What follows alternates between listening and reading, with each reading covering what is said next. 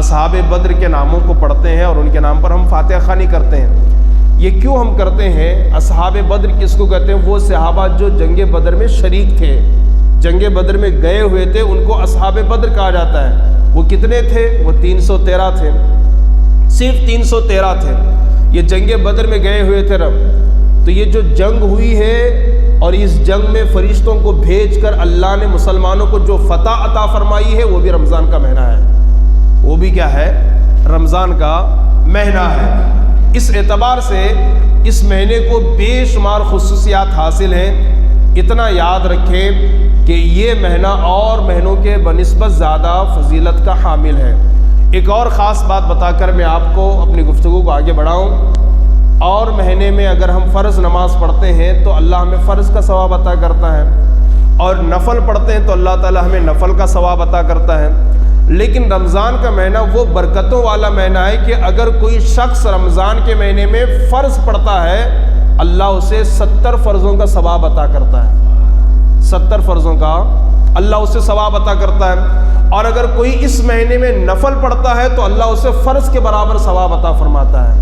اور یہ فضیلت صرف آپ کو رمضان ہی میں ملے گی، اور مہینوں میں نہیں ملے گی۔ جیسے دوسرا مہینہ ہے شعبان، آپ لے لیجئے، رجب ہے آپ لے لیجئے، ربیع الاول ہے، ربیع الاخر ہے، جمادی الاول ہے، جمادی الاخر ہے، کوئی بھی مہینہ فرض پڑھے تو فرض کا ثواب، نفل پڑھے تو نفل کا ثواب۔ لیکن رمضان کا وہ بابرکت مہینہ ہے کہ فرض پڑھے تو 70 فرضوں کا ثواب، اور اگر نفل پڑھیں تو فرض کا ثواب اللہ عطا فرماتا ہے۔ یہ خصوصیت اگر اللہ نے کسی مہینے کو عطا فرمائی تو رمضان کے مہینے کو عطا فرمائی ہے۔ اسی لیے علماء فرماتے ہیں کہ کثرت سے نماز پڑھیں، اگر فرض پڑھیں گے تو 70 کے برابر، نفل پڑھیں گے تو فرض کے برابر اللہ ثواب عطا فرمائے گا۔ اور تمام فرشتے جو آسمان سے زمین پر اترتے ہیں، یہاں تک کہ سید الملائکہ جنہیں روح الامین کہا جاتا ہے، جبریل امین کہا جاتا ہے، وہ بھی اگر آسمان سے زمین پر آتے ہیں تو اسی مہینے کی 27ویں شب یعنی شب قدر کو اترتے ہیں۔ اس اعتبار سے بے شمار خصوصیات اللہ پاک نے اس مہینے کو عطا فرمائی ہے۔ ایک اور حدیث پاک سنا کر اپنی گفتگو کو آگے بڑھاؤ۔ اس مہینے میں روزہ رکھا جاتا ہے، 30 روزے کسی اور مہینے میں اللہ نے فرض نہیں کیے، بلکہ رمضان ہی کے مہینے میں اللہ نے 30 روزے فرض کیے ہیں۔ اور جو بندے مومن ایمان و احتساب کے ساتھ، پوری پابندی شرع کے ساتھ، شریعت کی پابندی کے ساتھ، اس کے مستحبات کی پابندی کے ساتھ جو رمضان کے روزے رکھتا ہے، تو قیامت کا جو دن ہوگا، آپ جانتے ہیں کہ جنت کے کل 8 دروازے ہیں۔ کتنے دروازے ہیں؟ 8 دروازے ہیں۔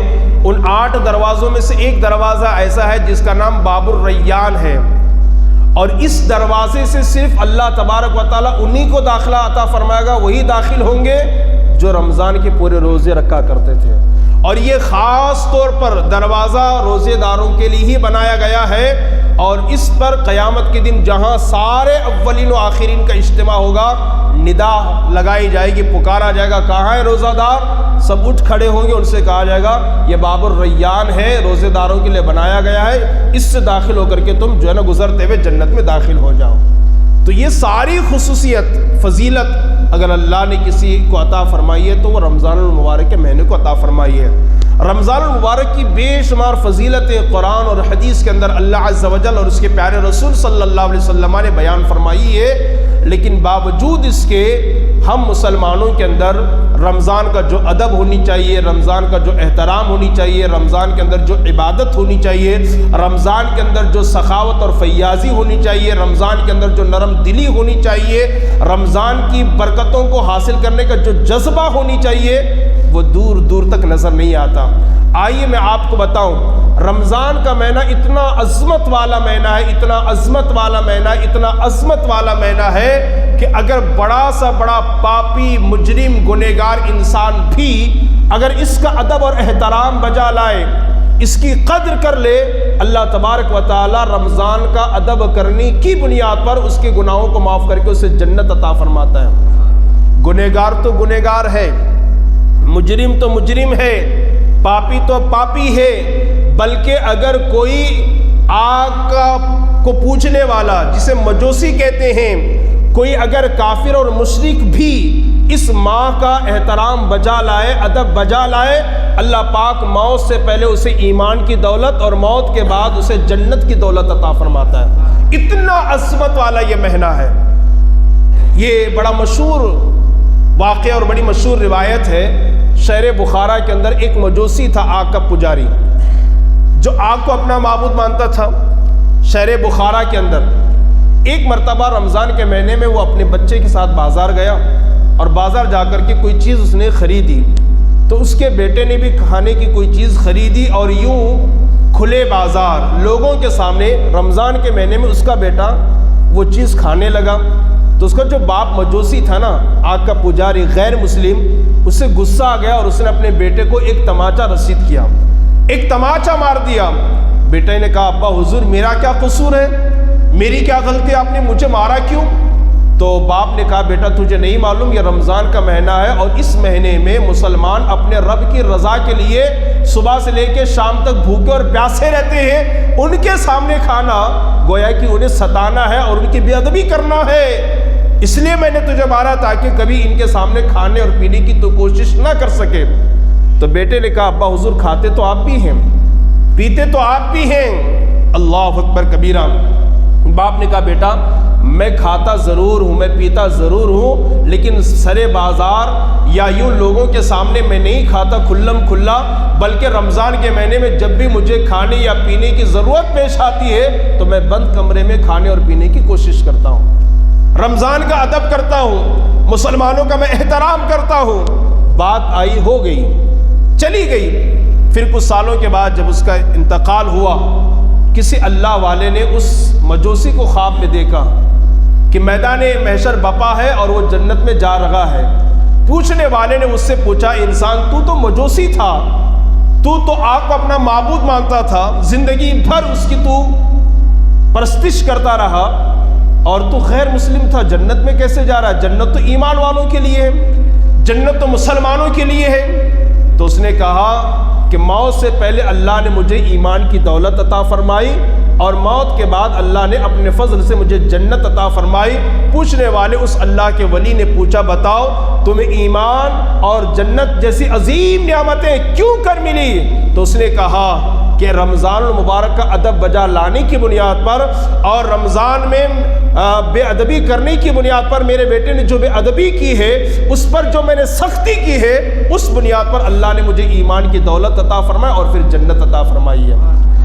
اے مسلمانوں آپ ذرا سوچئے، جب مجوسی آگ کی پرستش کرنے والا غیر مسلم ہو کر رمضان کا ادب بجا لائے، رمضان کا احترام بجا لائے، اللہ تبارک و تعالی رمضان کے ادب کی بدولت اسے ایمان پھر جنت عطا فرما سکتا ہے۔ ہم مسلمان ہو کر حضور کی امتی ہو کر اگر ہم رمضان کا ادب کریں تو کیا اللہ ہمیں اور آپ کو جنت نہ عطا فرمائے گا؟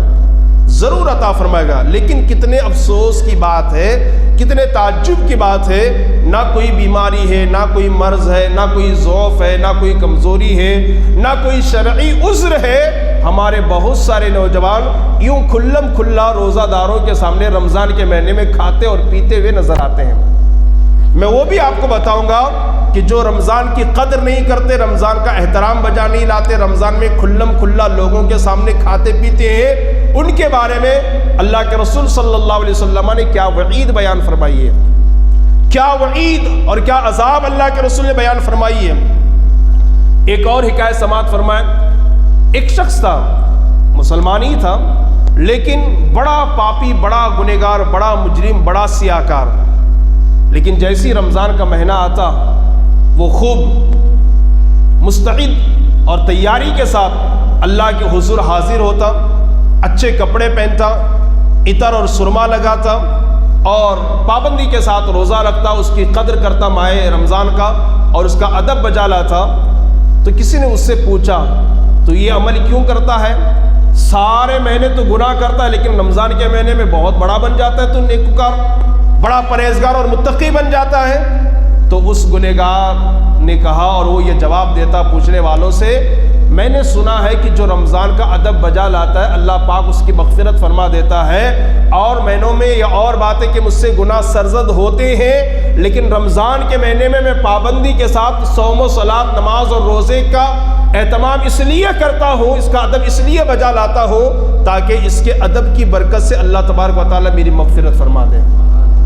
اس کے انتقال کے بعد بھی لوگوں نے اسے خواب میں دیکھا کہ اللہ نے اسے جنت عطا فرمائی ہے اور وہ جنت کے نعمتوں سے لطف اندوز ہو رہا ہے۔ پتہ کیا چلا؟ اگر رمضان کا ادب ہم بجا لائیں، رمضان کا احترام ہم بجا لائیں، اللہ تبارک و تعالیٰ ہمیں ضرور، اگر ہمارا یہ عمل اللہ کو پسند آ گیا، اللہ ہمیں ضرور جنت عطا فرمائے گا۔ اس لیے کہ اس پر تو میرا ایک بیان ہے، نہ معلوم کون سی نیکی اللہ کو ناراض، کون سا گناہ اللہ کو ناراض کر دے اور کون سی نیکی اللہ کو پسند آ جائے۔ ابھی کل ہی میں پڑھ رہا تھا، ایک بہت بڑے اللہ والے ہیں، انہوں نے اس کو بیان فرمایا ہے۔ ایک شخص تھا جس نے 70 سال برابر گناہ کیے، ریکارڈ تھا اس کا بنی اسرائیل میں، 70 سال تک اس نے کوئی نیکی کا کام کیا ہی نہیں، 70 سال تک برابر گناہ کرتا رہا۔ پھر اس نے توبہ کی اور پھر اللہ نے اسے اور 70 سال عطا فرمائے، تو 70 سال برابر وہ نیکی کرتا رہا، برابر نیکی کرتا رہا۔ تو 70 سال گناہ، پھر 70 سال نیکیاں، توبہ کے بعد تو گناہ دھل جاتے ہیں نا، اللہ معاف کر دیتا ہے۔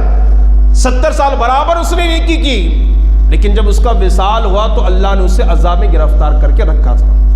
پوچھنے والے نے پوچھا ذرا یہ بتاؤ کہ 70 سال گناہ، پھر تم نے توبہ کی سچے دل سے اور پھر 70 سال تک برابر نیکی کرتے رہے، اور ایسی عبادت کی اس بندے نے، کتابوں میں لکھا گیا ہے کبھی سائے میں نہیں بیٹھتا بندہ، ہو دھوپ میں بیٹھتا تاکہ تکلیف کا احساس ہو، کبھی ٹھنڈا مشروب نہیں پیتا، ٹھنڈا پانی نہیں پیتا، اور کبھی اچھی غذا وہ نہیں کھاتا۔ اتنی تکلیفیں کاٹ کر کے اس نے رب کی عبادت کی 70 سال۔ اب تو جنت مل جانی چاہیے نا، اب تو جنت مل جانی چاہیے۔ یہاں تو ایسا حال ہے کہ عبادت کے لیے بھی لوگ جو ہے نا وہ لڑ پڑتے ہیں اے سی اور پنکھے کو لے کر، لیکن اس بنی اسرائیل کا حال یہ تھا کہ کبھی کسی سائے کے نیچے بیٹھا نہیں ہو، کبھی درخت کے نیچے نہیں بیٹھا، کبھی چھاؤں میں اس نے عبادت نہیں کی، ہمیشہ سخت گرمی میں عبادت کی تاکہ وہ تکلیف کا احساس ہو، اور کبھی ٹھنڈا پانی اس نے نہیں پیا۔ یہ الفاظ ہیں کتاب کے اندر، ٹھنڈا پانی نہیں پیا اس نے، اور 70 سال تک برابر وہ عبادت کرتا رہا۔ تو جب انتقال ہوا تو اللہ نے اس کو عذاب میں گرفتار کر رکھا۔ پوچھنے والے نے پوچھا بتاؤ تو عذاب میں کیوں ہے؟ کہا یقیناً میں نے سچے دل سے توبہ بھی کی تھی اور 70 سال برابر نیکی بھی کرتا رہا، ثواب کا کام کرتا رہا۔ ایک مرتبہ ایک شخص کی ٹوکری سے ایک چھوٹی سی کاڑی نکالا میں نے، غور سے سنیے گا اس کو، ہے نا۔ ایک مرتبہ ایک شخص کی ٹوکری سے ایک چھوٹی سی کاڑی نکالا میں نے، اور اس کی اجازت کے بغیر لے کر کے اپنے دانتوں میں نے خلال کیا، بغیر اجازت کے اس کے ٹوکری سے ایک کاڑی نکال کر اپنے دانتوں میں خلال کرنے کی بنیاد پر اللہ نے میری گرفت فرمائی ہے۔ چونکہ یہ حقوق العباد میں آتا ہے، موت سے پہلے میں اس سے معافی مانگ کر یا اس کو یہ کہہ کر کے کہ میں نے تمہاری اجازت کے بغیر یہ سامان استعمال کیا ہے، میں یوں ہی چلا آ گیا، بس اسی پر میرے مولا نے میری گرفت فرمائی ہے، اور آج تک اللہ نے مجھے عذاب میں گرفتار کر رکھا ہے۔ اب ہم اور آپ کیا سوچتے ہیں؟ ایک کاڑی تو لے کر کے میں نے دانتوں میں خلال کیا ہے نا، کون سی بڑی بات ہے؟ حالانکہ کون سا بڑا جرم ہے کسی کی ٹوکری سے، کسی کی گٹری سے ایک چھوٹی سی گاڑی لے کر کے دانتوں میں خلال کرنا کون سا بڑا جرم ہے؟ لیکن جب رب گرفت کرنے پر آئے تو چھوٹی چھوٹے گناہ پر بھی وہ گرفت کر سکتا ہے۔ اس لیے کسی گناہ کو چھوٹا گناہ تصور نہیں کرنا چاہیے، اور کسی نیکی کو چھوٹی نیکی تصور نہیں کرنا چاہیے، اور بلکہ علماء کرام، فقہاء کرام فرماتے ہیں جس گناہ پر گرفت ہو جائے وہی سب سے بڑا گناہ ہے، جس گناہ پر ہماری گرفت اور پکڑ ہو جائے وہی سب سے بڑا گناہ ہے۔ تو اس لیے ہو سکتا ہے کہ اگر ہم رمضان کا ادب کریں، میں روزے سے نہیں ہوں، مجھے تکلیف ہے، شرعی عذر ہے، میں مسافر ہوں، یا کوئی اور تکلیف ہے، یا سنی صحیح العقیدہ ڈاکٹر نے کہا ہے کہ آپ روزہ رکھیں گے تو آپ کا مرض بڑھ جائے گا اور دنوں میں آپ روزہ رکھ سکتے ہیں، اس شرعی عذر کی بنیاد پر یا بیماری کی بنیاد پر یا ضعف اور کمزوری کی بنیاد پر میں روزہ نہیں رکھ سکتا۔ اب مجھے کھانے کی حاجت ہوئی ہے، اگر میں یہ سوچ کر کے کہ یہ روزے دار ہے، ان کے سامنے کھانا نہیں چاہیے، یہ روزے دار ہے، ان کے سامنے پینا نہیں چاہیے، میں تنہائی میں جا کر کے کھا لوں اور پی لوں، ہو سکتا ہے آپ کو اللہ کو آپ کی ادا پسند آ جائے اور اللہ اسی کے صدقے میں گناہوں کو معاف کر کے جنت نصیب فرمائے، جنت نصیب فرمائے۔ لیکن لوگ کرتے نہیں ہیں، لوگ کلم کلا یوں کھاتے ہیں، اور بہت سارے دکان والے رمضان کے مہینے میں یوں دکان چالو بھی رکھتے ہیں، آؤ کھاؤ آؤ کھاؤ۔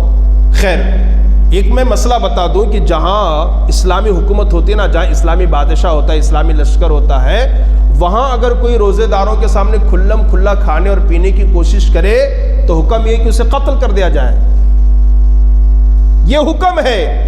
لیکن چونکہ یہاں تو اسلامی حکومت نہیں ہے، لیکن ہمارے لیے حکم یہ کہ ایسے شخص سے ہم دوری اختیار کریں یا اسے سمجھانے کی پوری کوشش کریں۔ پتہ یہ چلا کہ رمضان المبارک کا جو ادب و احترام کرتا ہے، اللہ تبارک و تعالیٰ ماہ رمضان کے ادب کی برکت سے اس کے گناہوں کو معاف کر کے اس کو کیا عطا فرماتا ہے؟ جنت نصیب فرماتا ہے۔ اب آئیے میں ایک بات اور آپ کو بتا دوں، جو اس کا ادب نہیں کرتے ہیں، اللہ کے رسول نے ان کے لیے کیا وعید سنائی ہے۔ بس 2 باتیں سنا کر اپنی گفتگو ختم کر دوں گا، ٹھیک ہے؟ کیا وعید اللہ کے رسول نے بیان فرمائی ہے؟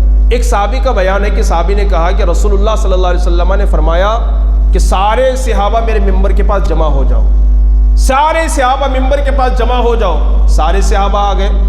وہ صحابی کہتے ہیں کہ جتنے بھی صحابہ تھے سب جمع ہو گئے مسجد میں ممبر کے پاس۔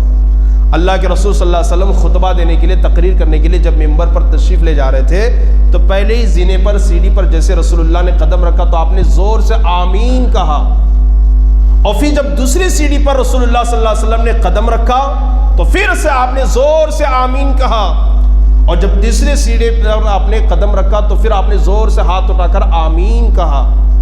اس کے بعد رسول اللہ صلی اللہ علیہ وسلم بیٹھ گئے اور سرکار نے خطبہ ارشاد فرمایا، تقریر فرمائی آپ نے، اور سب نماز سے فارغ ہونے کے بعد، خطبے سے فارغ ہونے کے بعد کسی صحابی نے عرض کیا، یا رسول اللہ، ہمارے ماں باپ آپ کی قدموں پہ قربان، اس سے پہلے کبھی ممبر پر چڑھتے ہوئے ہم نے آپ کو آمین کہتے ہوئے نہیں سنا، آج کیا بات ہے آپ ہر سیڑھی پر آمین کرتے ہوئے چڑھ رہے تھے؟ اب جواب سنیے، اور خاص طور پر میرے وہ نوجوان بھائی بزرگ حضرات جو رمضان کا ادب نہیں کرتے، رمضان میں اپنی مغفرت نہیں کرواتے، رمضان میں اللہ کی بارگاہ میں حاضر ہو کر اللہ کو منانے کی کوشش نہیں کرتے، وہ غور سے سنیے گا، غور سے سنیے گا۔ اللہ کے رسول صحابہ کے پوچھنے پر فرماتے ہیں کہ جیسے میں ممبر پر چڑھنے کے لیے گیا تو جبرائیل میرے پاس آئے، روح الامین میرے پاس آئے، اور انہوں نے مجھ سے کہا، یا رسول اللہ صلی اللہ علیہ وسلم، جو آپ کا نام سنے اور آپ پر درود نہ پڑے ہلاک ہو جائے ایسا آدمی، برباد ہو جائے ایسا آدمی۔ میں نے ہاتھ اٹھا کر آمین کہا، اور آمین کا مطلب کیا ہے؟ اللہ تو ایسا ہی کر، کیا؟ اللہ تو ایسا ہی کر۔ ہم سورہ فاتحہ پڑھتے لاسٹ میں کیا کہتے ہیں؟ آمین کہتے ہیں۔ سورہ فاتحہ میں کیا ہے؟ تمام تعریفیں اللہ کے لیے، اللہ ہم تیری عبادت کرتے ہیں اور تجھی سے مدد طلب کرتے ہیں، اللہ ہمیں ان کے راستے پر نہ چلا جو گمراہ ہو گئے یا جن پر تیرا غضب نازل ہوا۔ یہ امام پڑھتا ہے تو پیچھے سے ہم کہتے ہیں آمین، اللہ تو ایسا ہی کر، یا اللہ تو اسے قبول فرما۔ آمین کا یہ مطلب ہوتا ہے۔ تو اللہ کے رسول فرماتے ہیں کہ جبرائیل میرے پاس آئے اور انہوں نے کہا، یا رسول اللہ، جو آپ کا مبارک نام سنے اور آپ پر درود نہ پڑے ایسا آدمی تباہ ہو جائے، ہلاک ہو جائے، برباد ہو جائے۔ تو میں نے ہاتھ اٹھا کر کے آمین کہا۔ تو پتہ یہاں سے یہ چلا کہ جب بھی حضور کا نام سنے تو صلی اللہ علیہ وسلم ضرور کہا کریں، یا محفل میں بیٹھے تو ایک مرتبہ کم سے کم صلی اللہ علیہ وسلم ضرور کہا کریں، حضور کا نام سنے تو درود پڑھیں، ٹھیک ہے؟ ورنہ ہلاکت کی دعا کون کی ہے؟ جبرائیل نے۔ اب آپ ذرا سوچئے، دعا کرنے والا کون ہے؟ جبرائیل، اور جبرائیل کون ہے؟ فرشتوں کا سردار۔ تو فرشتوں کا سردار دعا کرے اور نبیوں کا سردار آمین کہے تو کیا ایسی دعا قبول نہ ہوگی؟ ہلاکت اس کا مقدر بن جائے گی، تباہی اور بربادی اس کا مقدر، اس کی پہچان بن جائے گی۔ تو جو نبی کا نام سنے اور درود نہ پڑھے تو جبرائیل نے کہا اللہ اسے ہلاک کر دے، نبی نے کہا آمین۔ اور پھر جب میں دوسرے سیڑھی پر قدم رکھنا چاہا تو جبرائیل نے پھر کہا، یا رسول اللہ، جو ماں باپ کو بڑھاپے میں دونوں کو یا دونوں میں سے کسی ایک کو پائے اور ان کی خدمت کر کے جنت حاصل نہ کرے ایسا آدمی بھی ہلاک ہو جائے، برباد ہو جائے۔ اللہ کے رسول فرماتے کہ میں نے آمین کہا۔ آج کتنے لوگ ہیں جو ماں باپ کی خدمت کر کے جنت کو پانے کی کوشش کرتے ہیں؟ کتنے لوگ ہیں؟ حالانکہ 15ویں پارے میں رب نے واضح لفظوں میں ارشاد فرما دیا، واضح لفظوں میں ارشاد فرما دیا کہ تم اپنے رب کی عبادت کرو، ماں باپ کے ساتھ اچھا سلوک کرو، ان کے ساتھ اچھا برتاؤ کرو، ان کے لیے ایسی دعا کرو اللہ تو ان پر رحم فرما جیسے کہ انہوں نے بچپن میں مجھے پالا ہے، اور ان سے ہون تک نہ کہو، یہ لفظ ہے اف، فلا تقل لہما اف، اف تک نہ کہو۔ مفسرین نے فرمایا اف کا مطلب کیا ہے؟ ہوں تک مت کہو ماں باپ کو، زور سے ہم کہتے ہیں نا یہ تک مت کہو۔ مارنا، گالی دینا، جھڑکنا، دھکے دینا یہ تو بہت بڑی بڑی بات ہو گئی، بہت بڑی بڑی بات ہو گئی۔ ہوں کہنے سے قرآن نے منع کیا ہے، اف کہنے سے قرآن نے منع کیا ہے۔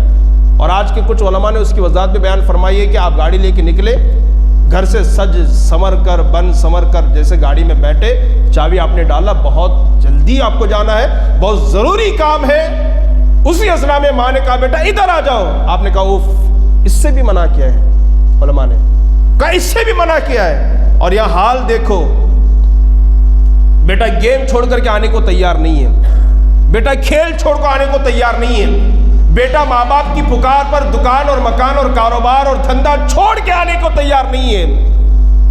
حالانکہ اس کو کیا معلوم کہ جتنی محبت، جتنا پیار آج تجھے تیرے بیٹے سے ہے، اس سے زیادہ پیار تو تیرے ماں باپ کو تجھ سے تھا، تجھ سے تھا۔ کتنا پیار ہوتا ہے، شاید کہ اس سے پہلے میں نے وضاحت کی تھی، ایک شخص جو ہے نا وہ امریکہ سے کئی گھنٹوں کا سفر کر کے بمبئی پہنچتا ہے، کئی گھنٹوں کا سفر کر کے بمبئی کے ایئرپورٹ پر پہنچتا ہے، رات کے 3 ساڑھے 3 بج چکے ہیں۔ اب سفر چاہے وہ کار کا ہو یا فلائٹ کا ہو، چاہے ٹرین کا ہو، سفر تو سفر ہوتا ہے نا، چاہے اے سی کا ہو یا بغیر اے سی کا ہو، آدمی تھکتا ہے۔ سفر کر کے آیا، اب وہ جائے گا تو سیدھے کہاں جائے گا؟ گھر جائے گا نا۔ وہ ایک پلان بنا کے آتا ہے، میں رات کے 3:30 بجے 4 بجے پوری رات جا کر کے یا سفر میں بیٹھ کر کے میں امریکہ سے 48 گھنٹے کا سفر کر کے یا 40 گھنٹے کا سفر کر کے بمبئی پہنچاؤں، یہاں سے سیدھا جاؤں گا، کوئی دعوت نہیں، کہیں جانا نہیں، سیدھا گھر جاؤں گا، سو جاؤں گا، پھر صبح فریش ہو کر کے پھر میں شادی وغیرہ میں جاؤں گا۔ یہ پلان ہوتا ہے، یہ واقعہ ہوا ہے، میں آپ کو بتا رہا ہوں۔ لیکن اگر بمبئی کے ایئرپورٹ پر 3:30 بجے اس سے یہ کہا جائے تیرا بیٹا بہت سیریس ہے، حادثہ ہو چکا ہے، وہ فلاں دواخانے میں ایڈمنٹ ہے، تو کیا اب بھی وہ سونے کے بارے میں سوچے گا؟ کیا گھر جانے کے بارے میں وہ سوچے گا؟ وہ تو یہی کہے گا نہیں، پہلے مجھے دواخانہ لے کے چلو، میں اپنے بیٹے سے ملنا چاہتا ہوں، میں اپنے بیٹے کو دیکھنا چاہتا ہوں۔ دوست ہوگا تو یہ کہے گا ارے رات کے 3:30 بج رہے ہیں، گھر جائیں گے، آرام کریں گے، صبح اٹھ کر کے ملاقات کر لیں گے۔ یہ صرف باپ ہی ہے جو کہے گا مجھے میرا آرام چھوڑو، پہلے دواخانہ لے کے چلو، میں اپنے بیٹے کو دیکھنا چاہتا ہوں۔ یہ واقعہ ہوا ہے، میں جو آپ کے سامنے پیش کر رہا ہوں۔ اتنی محبت دنیا میں آپ کو ماں باپ کے علاوہ کون دے سکتا ہے؟ لیکن یہ ماں باپ ہی دے سکتے ہیں جو آج کی ظالم اولاد سمجھنے کو تیار نہیں ہے۔ آج کی یہ اوباش قسم کی اولاد سمجھنے کو تیار ہی نہیں ہے، جو آئے دن ماں باپ پر ظلم، تشدد، زیادتی کے پہاڑ توڑتے جا رہی ہے، توڑتے جا رہی ہے۔ خیر، ماں باپ کا ایک عنوان الگ ہے۔ اللہ کے رسول فرماتے ہیں جیسے میں دوسری سیڑھی پر قدم رکھنا چاہا، جبرائیل نے کہا یا رسول اللہ، جس نے ماں باپ کو یا ان میں سے کسی ایک کو بڑھاپے میں پایا اور ان کی خدمت کر کے جنت کو پا نہ سکا، ایسا آدمی بھی ہلاک ہو جائے، برباد ہو جائے۔ ہلاکت کی دعا کرنے والا فرشتوں کا سردار ہے، اور اس دعا پر آمین کہنے والا نبیوں کا سردار ہے۔ حضور فرماتے کہ میں نے آمین کہا۔ حالانکہ بڑھاپے میں ماں باپ اتنے کمزور ہو جاتے ہیں جیسے بچپن میں ہم کمزور تھے، بغیر انگلی کے چلنا نہیں جانتے تھے، ہم چل نہیں سکتے۔ بڑھاپے میں وہ کمزور ہیں کہ بغیر سہارے کے وہ چل نہیں سکتے۔ لیکن جس وقت ماں باپ کو بیٹے کے سہارے کی ضرورت ہوتی ہے، بیٹا تو کسی اور کا بازوئے شمشیر زن بن چکا ہوا ہوتا ہے، کسی اور کا وہ سہارا بن چکا ہوتا ہے، ماں باپ کا سہارا بننے کی بجائے۔ پھر وہ وقت بھی آتا ہے کہ ماں باپ یہ کہنے پر مجبور ہوتے ہیں کہ جو اولاد بڑھاپے میں ماں باپ کے کام نہ آئے، ایسے اولاد اللہ کسی کو عطا نہ فرمائے، اللہ کسی کو عطا نہ فرمائے۔ خیر، پھر حضور فرماتے اب سنیے، جو درود نبی کا نام سن کر کے درود نہ پڑھے، ایسا آدمی بھی ہلاک ہو جائے، اور جو ماں باپ کو پا کر ان کی خدمت کر کے جنت حاصل نہ کرے، ایسا آدمی بھی ہلاک ہو جائے۔ اور پھر فرماتے ہیں جیسے میں نے تیسری سیڑھی پر قدم رکھا تو جبرائیل نے کہا یا رسول اللہ، جو رمضان کا مہینہ پائے اور اللہ سے مغفرت نہ کروائے، اپنی جنت کو نہ پائے ہو، اپنی بخشش نہ کروا لے، ایسا آدمی بھی ہلاک ہو جائے۔ چونکہ رمضان کا مہینہ یہ مغفرت کا مہینہ ہے، بخشش کا مہینہ ہے، نجات کا مہینہ ہے، آزادی جہنم کا مہینہ ہے۔ یہ مہینہ پا کر کے بھی اگر ہم گناہ سے پاک نہ ہوئے، صاف نہ ہوئے، اپنی مغفرت اور بخشش نہ کروا سکے، تو پھر رمضان کے ہم نے تو بے ادبی کر دی ہے نا، رمضان کا کوئی ہم نے فائدہ نہیں اٹھایا نا۔ اللہ کے رسول کی بارگاہ میں بلبل صدر عرض کرتے ہیں، یا رسول اللہ ایسے شخص کو بھی اللہ ہلاک کر دے، برباد کر دے۔ تو حضور نے فرمایا کہ میں نے آمین کہا کہ جو رمضان پا کر کے مغفرت نہ کروا لے، اپنی بخشش نہ کروا لے۔ اب آپ یہ حدیث سے پاک میں نے آپ کو سنائی ہے، اب دیکھیں نا کتنے لوگ ہیں جو رمضان کا ادب کرتے ہیں، رمضان میں محنت کرتے ہیں، رمضان میں کوشش کرتے ہیں، اور کسی سے پوچھو جی گھٹنے میں درد ہے روزہ نہیں رکھ سکتا، کمر میں درد ہے روزہ نہیں رکھ سکتا، سردی ہو گئی روزہ نہیں رکھ سکتا۔ یہ چھوٹی چھوٹی بیماریوں پر روزہ چھوڑنے کی اجازت نہیں ہے۔ میرے نبی نے فرمایا رمضان کیا ہے، سنیے اللہ کے رسول نے فرمایا رمضان کیا ہے، اگر لوگوں کو پتہ چل جائے تو یہ خواہش کریں گے کہ کاش کہ پورا سال ہی رمضان ہوتا تو کتنا اچھا ہوتا، کتنا اچھا ہوتا۔ پورا سال 12 مہینے بھی اگر رمضان ہوتا تو کتنا اچھا ہوتا۔ رمضان کیا ہے اگر لوگوں کو پتہ چل جائے۔ اور پھر فرمایا گیا رمضان کا ایک روزہ کسی نے چھوڑ دیا تو زندگی بھر کے روزے اس ایک روزے کا مقابلہ نہیں کر سکتے، وہ ایک روزہ۔ اور میں نے اس کو کوشش بھی سمجھنے کی کوشش کیا ہے، جو بچے کلاس میں غیر حاضر ہوتے ہیں نا، یہ میرا اپنا تجربہ ہے، ذاتی تجربہ، مشاہدہ، چونکہ میں 10 سال عالم کورس پڑھا ہوں اور 15 سال سے پڑھا رہا ہوں، وہ میں دیکھ رہا ہوں۔ جیسے حدیث میں پڑھا رہا ہوں یا تفسیر میں پڑھا رہا ہوں یا فقہ کی کتاب کوئی میں پڑھا رہا ہوں، ٹھیک ہے، میرا اپنا تجربہ ہے۔ اس سبق میں میں کلاس میں حاضر تھا اور اس سبق میں میں کلاس میں غیر حاضر تھا۔ یہ سبق جب میں بچوں کو پڑھاتا ہوں نا تو سینہ تھان کر کے پڑھاتا ہوں، ٹھیک ہے۔ یہ سبق جب پڑھانے کی بات آتی ہے نا تو تھوڑا سینہ سا سکڑ جاتا ہے، چونکہ جب استاد اور شاگرد کی درسگاہ لگتی ہے اور دین کی باتیں جب ہوتی ہے تو اللہ کے رحمت کی جھماجھم بارش ہوتی ہے، ٹھیک ہے۔ اور یہ چیلنج کے ساتھ میں آپ کو کہتا ہوں کہ جیسا یہ سبق استاد پڑھا لے گا یہ سبق نہیں پڑھا پائے گا، چونکہ یہ استاد کی کلاس میں غیر حاضر تھا۔ اس غیر حاضری کا نقصان یہ ہے کہ اس سبق میں وہ استاد جو ہے نا طلباء کو مطمئن نہیں کر پاتا۔ ایسے ہی اس رمضان کے روزے میں جو برکتیں اللہ نے رکھی ہے ادا میں، ہے نا، وہ بعد میں رکھنے میں وہ فائدہ، وہ ثواب آپ کو نہیں ملے گا۔ اس لیے تو فرمایا گیا نا رمضان کا ایک روزے کا بدلہ جو ہے نا پورے سال کے روزے بھی نہیں کر سکتے۔ پورے سال کے روزے کا ثواب ایک طرف، رمضان کے ایک روزے کا ثواب ایک طرف۔ لوگ کہتے ہیں ابھی چھوڑ دیں گے، بعد میں رکھ لیں گے، قضا کر لیں گے۔ تھوڑی معمولی بیماریوں پر، مجبوریوں پر لوگ روزہ چھوڑ دیتے ہیں۔ میں پوچھتا ہوں کیوں آپ روزے سے نہیں ہیں؟ نہیں، وہ صبح 4 بجے اٹھ کر کے ڈیوٹی پہ جانا پڑتا ہے، کام پہ جانا پڑتا ہے، ساری چیزیں۔ اللہ اکبر، اللہ اکبر، اللہ ہمیں بچائے۔ تو رمضان کی جو قدر نہیں کرتا، رمضان کا جو احترام نہیں کرتا، رمضان میں جو اپنی مغفرت نہیں کرواتا، بلبل سدرا نے اس کے لیے ہلاکت کی دعا فرمائی اور اللہ کے رسول نے اس دعا پر آمین فرمائے۔ ایک آخری روایت پیش کر کے اپنی گفتگو ختم کر دوں۔ قیامت کے دن جو ہے نا اللہ کے رسول صلی اللہ علیہ وسلم میزان عمل کے پاس کھڑے ہوں گے۔ میزان کس کو کہتے ہیں؟ جس میں اعمال کو تولا جاتا ہے۔ یہ جو آپ دیکھ رہے ہیں نا سبحان اللہ وبحمدہ سبحان اللہ العظیم وبحمدہ استغفر اللہ، یہ ہماری مسجد میں 11 مرتبہ ہم لوگ پڑھتے ہیں۔ کتنا؟ 11 مرتبہ۔ اور 11 مرتبہ پڑھنے میں 30 سیکنڈ بھی نہیں لگتے، آدھا منٹ بھی نہیں لگتا۔ میں نے دیکھا ہے کہ جو بغیر پڑھے جاتے ہیں وہ چپل پہن رہے ہوتے ہیں اور پڑھ کر کے پڑھنے والے اٹھ کر کے ان کو باہر جا کر کے مل لیتے ہیں، اتنا سا گیپ ہوتا ہے۔ یہ بخاری کی سب سے آخری والی حدیث ہے، بخاری شریف کی حدیث کی بہت بڑی کتاب ہے، سب سے بڑی کتاب بخاری شریف، اس کی آخری حدیث ہے۔ اللہ کے نبی فرماتے ہیں کلیمتان حبیبتان الی الرحمن ثقیلتان فی المیزان، ہے نا، خفیفتان علی اللسان، سبحان اللہ وبحمدہ سبحان اللہ العظیم۔ میرے اور آپ کے نبی نے فرمایا 2 کلمے ایسے ہیں جو اللہ کو بہت پیارے ہیں، کلیمتان حبیبتان الی الرحمن، 2 کلمے ایسے ہیں جو اللہ کو بہت پسند ہے، بہت پیارے ہیں، اور ان کا ثواب میزان پہ بہت زیادہ ہے، زبان پر بہت ہلکے ہیں۔ وہ کیا ہے؟ سبحان اللہ وبحمدہ سبحان اللہ العظیم۔ یہ 2 کلمے ہیں، اس لیے اس کو پڑھایا جاتا ہے، اور عرب وغیرہ میں تقریباً مسجدوں میں لوگ پڑھتے ہیں اس کو، بہت ساری مسجدوں میں، ہبلی کے بھی اس کو پڑھا جاتا ہے، اور صرف 11 مرتبہ پڑھا جاتا ہے، اور اس کی بڑی فضیلت ہے۔ تو جہاں میزان کو تولا جاتا ہے نا، اعمال کو تولا جاتا ہے نا، اس کو میزان کہتے ہیں. قیامت کے دن حضور وہاں کھڑے ہوں گے, ایک شخص کو فرشتے آگے اور پیچھے سے مارتے ہوئے لے آ رہے ہوں گے. وہ جیسی سرکار کو دیکھے گا تو پکارے گا, یا رسول اللہ میں آپ کا امتی ہوں, مجھے بچا لیں, مجھے بچا لیں. سرکار دو عالم صلی اللہ علیہ وسلم فرشتوں کو روکیں گے, کیا بات ہے؟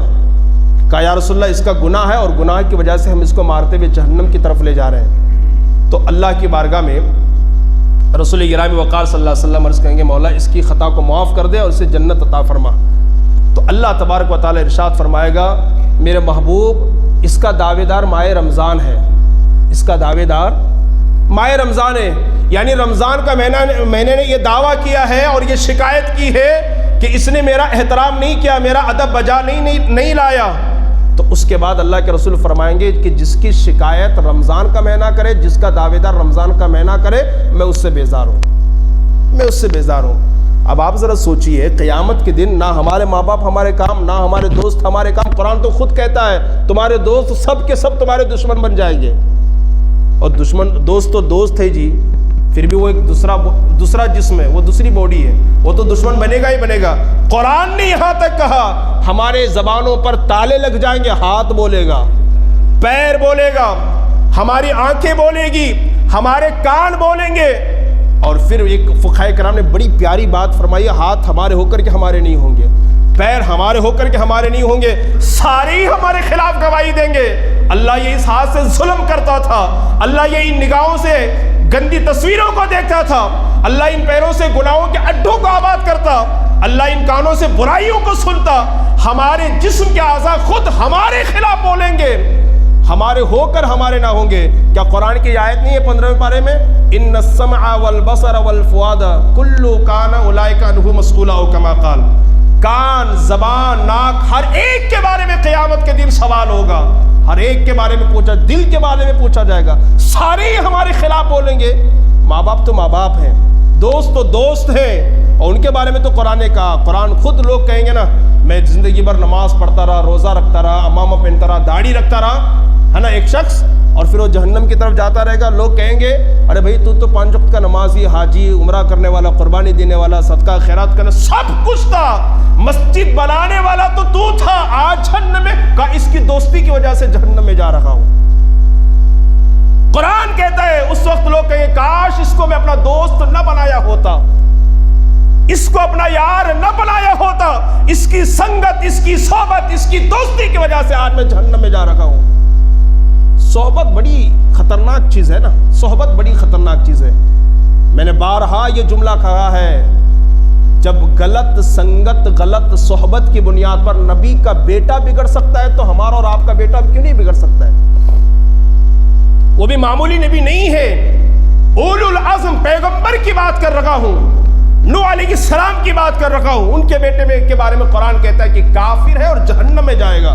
اللہ سے پوچھئے نا, قرآن آج بھی ہمارے درمیان موجود ہے نا, ایک ایک نقطے پر اس پر ہمارا ایمان اور عقیدہ ہے, اس سے پوچھئے نا, قرآن تو بتا, تو اللہ کا کلام ہے, نبی کا بیٹا اور جہنم میں, نبی کی بیوی اور جہنم میں, اللہ اکبر کبیرہ. تو قرآن کہتا ہے واضح لفظوں میں, انہو عمل غیر صالح, اس کا عمل اچھا نہیں تھا جی, اس کی صحبت اور اس کی سنگت اچھی نہیں تھی. روزہ تو رکھتا تھا, بے روزے داروں کے ساتھ بیٹھتا تھا, نماز تو پڑھتا تھا, بے نمازیوں کے ساتھ اس کی دوستی تھی, شراب سے تو بچتا تھا, شرابیوں کے ساتھ اس کی دوستی تھی, سود سے تو بچتا تھا, سود خوروں کے ساتھ اس کا اٹھنا بیٹھنا ہوتا تھا, جس کی بنیاد پر آج جہنم میں ڈھکیلا جا رہا ہے.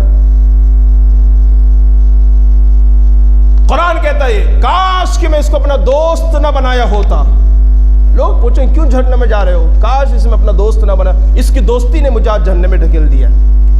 تو گزارش یہ ہے, قیامت کا دن نفسی نفسی کا عالم, ہر کوئی پریشان, نہ باپ کام آئے, نہ ماں کام آئے, نہ ہمارا دوست کام آئے, نہ بیوی بچے کام آئے, ہر ایک کو اپنی اپنی فکر ہوگی, ہر ایک کو اپنی اپنی فکر ہوگی. ایسے میں اگر حضور بھی کہہ دیں کہ میں اس سے بیزار ہوں, وہاں ہمیں صرف بھروسہ حضور پر ہوگا, صرف بھروسہ حضور پر ہوگا, صرف بھروسہ. یا تو ہمیں جنت ملے گی اللہ کے فضل سے, یا تو ہمیں جنت ملے گی مصطفیٰ جان رحمت کی شفاعت سے. ہمارے اعمال کی بنیاد پر تو ہمیں جنت نہیں ملے گی, اتنا تو کنفرم ہے, اتنا تو پکا ہے. ہمیں ہمارے اعمال اور ہمارے سجدوں اور ہماری نیکیوں کی بنیاد پر تو جنت نہیں ملنے والی۔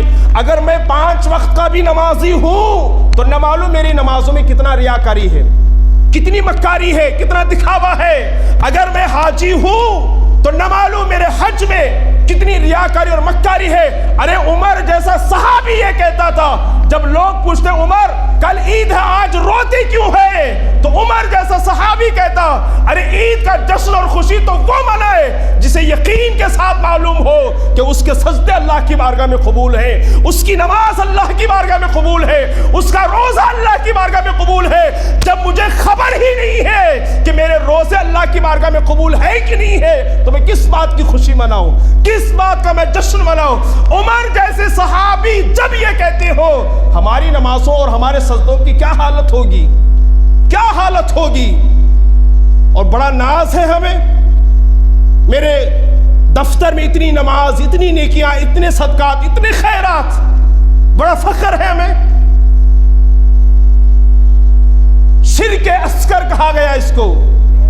تو قیامت کے دن اگر ہمیں جنت ملے گی تو صرف 2 چیزوں کی بنیاد پر، یا تو اللہ کے فضل سے جنت ملے گی، اللہ نے نظر کرم فرما دیا، رحمت بری نظر ڈال دی اور جنت مل گئی، یا تو مصطفیٰ جان رحمت کی شفاعت سے جنت ملے گی کہ وہ اللہ سے کہیں گے مولا میں تیری بارگاہ میں سفارش کرتا ہوں کہ اسے جنت عطا فرما۔ اس بنیاد پر ملے۔ خلیل جیسا پیغمبر، اللہ کے بعد سب سے بڑی ہستی ہمارے نبی کی ہے، اور ہمارے نبی کے بعد نبیوں میں سب سے بڑا مقام اگر کسی کا ہے تو جناب ابراہیم خلیل اللہ کا ہے، جنہوں نے خانہ کعبہ بنایا۔ اسماعیل جیسا بیٹا ان کی اولاد میں، اسحاق جیسا بیٹا ان کی اولاد میں، اور جو میرے نبی کے جد امجد ہیں، دادا ہیں، ان کو بھی اگر ضرورت ہوگی نا قیامت کے دن، میرے نبی کی ضرورت ہوگی جی، میرے نبی کی ضرورت ہوگی ان کو بھی۔ ویسے بڑے پیغمبر کو نبی کی ضرورت ہوگی تو کیا ہم کو ضرورت نہیں ہوگی؟ اگر ہم نے رمضان کی بے قدری کی تو حضور کہیں گے جو اس کی شکایت رمضان کرے، جس کا دعوے دار رمضان ہو، میں اس سے بیزاری کا اظہار کرتا ہوں میں، اور اللہ چھوڑ دے اور نبی بھی چھوڑ دے تو ٹھکانہ کیا ہوگا؟ شوق سے کیجئے نا رمضان کی بے حرمتی۔ ان سے بڑے بے شرم بے غیرت کون ہوں گے جو رمضان میں روزے داروں کے سامنے کھلم کھلا کھاتے اور پیتے نظر آتے؟ خیر آپ نہیں رکھ سکتے، اللہ نے آپ کے مقدر میں نہیں رکھا ہے، نہیں رکھ سکتے تو کم سے کم لوگوں کے سامنے کھانے پینے سے تو پرہیز کریں نا۔ آپ بیمار ہیں، کمزور ہیں، نہیں رکھ سکتے، آپ کم سے کم گھر میں چھپ کر کے کھائیے نا، چھپ کر کے کھانے کی کوشش کریں، چھپ کر کے پینے کی۔ یوں کیوں روزہ داروں کے سامنے کھلا کھانے اور پینے کی اور ٹھنڈی کی بات کرتے ہیں آپ؟ اور اتنے ڈنڈے پڑیں گے نا قبر میں، اور اتنی بڑی پکڑ ہوگی نا قبر میں، قبر ایسے دبائے گی نا، اور ایسے ایسے حشرات اور زمینی کیڑے نوچ نوچ کر کے کھائیں گے نا، اور پھر جہنم کا عذاب اتنا ہولناک ہوگا نا، جہاں رسول بیزاری کا اظہار کرے اور اللہ چھوڑ دے، کون آئے گا بچانے؟ لیاد لے کے چلے قیامت کے میدان میں ہم کو حضور کی ضرورت دنیا میں بھی ہے، قبر میں بھی اور آخرت میں بھی ہے۔ اگر ہم چاہتے ہیں کہ حضور ہمیں دیکھ کر خوش ہو جائے تو حضور کی سنت کے مطابق، حضور کی شریعت کے مطابق، حضور کی شریعت کیا ہے کہ آپ نمازوں کے پابند بنیں، رمضان کا قدر کریں، رمضان کا احترام کریں، رمضان کا ادب بجا لائیں۔ اگر آپ نے ایسا کیا تو انشاءاللہ اللہ تعالیٰ ضرور آپ کو جنت نصیب فرمائے گا۔ اللہ کی بارگاہ میں دعا گوں کہ اللہ تعالیٰ کہنے سننے زیادہ عمل کی کوشش، ہمیں عمل کرنے کی توفیق عطا فرمائے۔ انشاءاللہ العزیز رمضان کے روزوں کی فضیلت کے حوالے سے آئندہ جمعہ کچھ مفید باتیں آپ کے سماعتوں کے حوالے کی جائے گی۔ آپ سے گزارش ہے کہ جلدی آنے کی کوشش کریں۔